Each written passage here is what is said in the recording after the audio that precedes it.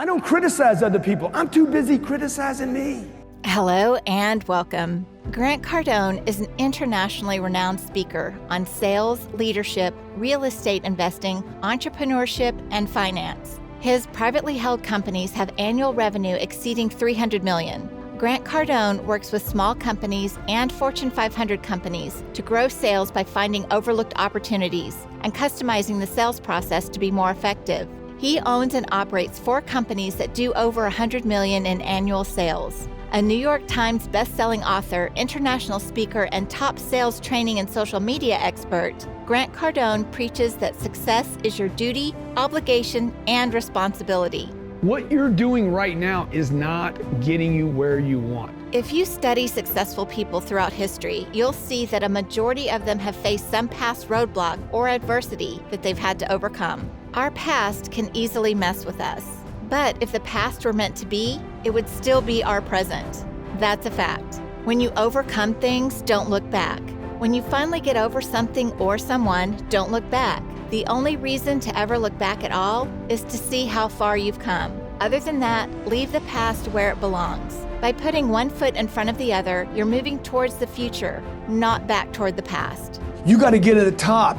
People have to know you. By focusing on the future, you can move on from the past, whether it's past mistakes, past heartaches, or past challenges. It's time to commit to a brighter future. That's the lesson in all of this, to keep moving forward always.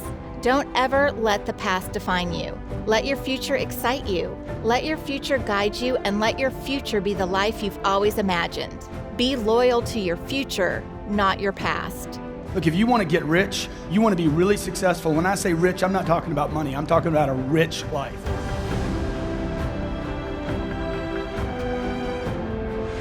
You want to get your work ethic so high that people actually admire you. I'm going to ask you a question right now. Do people know you because of your unbelievable work ethic?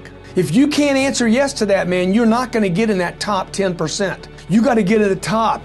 People have to know you, not because, oh, he's a good salesman. Oh, he's a good this. Oh, he's an artist. Oh, he's a good pianist. Oh, he writes a great, story. No, dude, people need to know you for one major thing first. He works. He produces. The guy's there every day. The guy's pushing and shoving. Because the truth is, no matter how good your ideas are, how good your art is, or how good your skill set is, if you're not working, man, if you're not vibrating at a frequency that people say, my God, how does that guy do all that? If you're not vibrating at that rate, 10x levels, massive action, tremendous work ethic that's just a muscle now, and it's just a discipline in your life, and it's a normal way. Look, if you're not working at that level, you're not going to make it. Get your work ethic in, man. It's the American way. Work ethic. Check it out.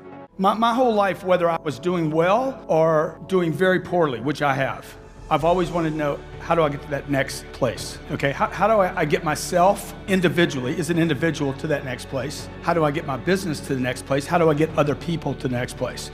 Today, what I want to talk to you about is how to dominate and not compete. Shame on me for not having the holes or the links tight enough on my organization that this guy wouldn't leave me. It's not his fault, it's not Alex's fault, it's my fault. So look, in my life, what I'm going to give you for the next 50 or 60 minutes, look, if you want to get rich, you want to be really successful. When I say rich, I'm not talking about money. I'm talking about a rich life, freedom, time with family, choices, get to do what you want. You get to move where you want, go where you want, do what you want. I've lived in Los Angeles, California for 10 years. I was in La Jolla, California for 12 years before that. I left Texas, 0% state income tax, to move to California, was willing to pay the 10.3. I was fine with the 10.3. Now they want to take it to 13. And I told Jerry Brown, if you raise it to 13, I'm leaving. I'm going to pick up my family. I'm going to pick up my business. Why? Because I'm free.